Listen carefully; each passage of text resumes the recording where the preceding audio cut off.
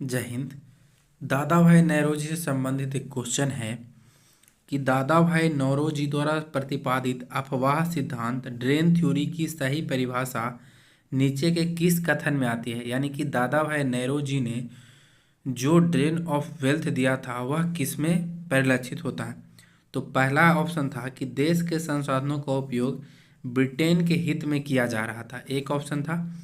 दूसरा था कि भारत की राष्ट्रीय संपदा का एक भाग अथवा कुल वार्षिक उत्पादन ब्रिटेन को निर्यात कर दिया जाता था, जिसके लिए भारत को कोई वास्तविक प्रतिफल नहीं मिलता था।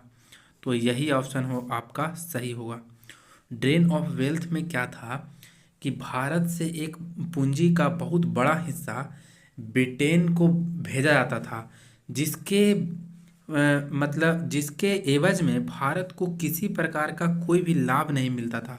यानी कि इसमें न तो कोई भारत को आर्थिक, न ही वाणिज्यिक या न ही भौतिक कोई लाभ मिलता था।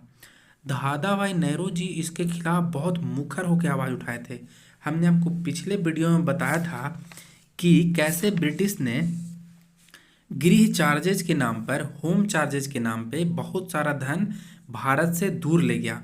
तो होम चार्जेज के बारे में हमने आपको बताया था कि होम चार्जेज के रूप में ब्रिटिश भी भारत से बहुत सारा धन ले आता था। तो होम चार्जेज के बारे में हम बताए हैं, लेकिन इसमें फिर से बताते हैं कि औपनिवेशिक शासनकाल में भारत सरकार के गृह शुल्कों से तात्पर्य इंग्लैंड स्थित राज्य सचिव द्वारा भारत सरकार की ओर से किया गया व्यय था। यानी कि जो वहाँ के ट्रेजरी से जो भारत सरकार के खर्चों के लिए जो व्यय होता था वह सब ये लोग भारत से ही ले आता था। उसमें शामिल कौन कौन था? तो रेल वगैरह के विकास के लिए वह लोग ऋण लिया था। तो ऋण लिया था ब्याज पे। तो जो पैसा ब्याज के रूप में चुकाना होता था वह भारत से ही लेके आता था। दूसरा था कि भारत को दी गई सैनिक और अन्य सामग्री की लागत, जो भी उसका सैनिक यहाँ रहता था सब का पैसा भारत से ही ले आता था। तीसरा था कि भारत के कारण इंग्लैंड में दिए जाने वाले नागरिक और सैनिक शुल्क। चौथा था कि इंग्लैंड में राज्य सचिव का सारा व्यय, यानी कि सेक्रेटरी ऑफ स्टेट का सारा व्यय यहीं से जाता था। और तीसरा था कि भारत सरकार द्वारा यूरोपीय अफसरों को दिए जाने वाले भत्ते और पेंशन, यूरोपीय अफसर को जो भत्ता और पेंशन देता था वह भी यहीं से ले आता था। तो ये सब होम चार्जेज में था। यह भी एक आर्थिक लूट का परिणाम था।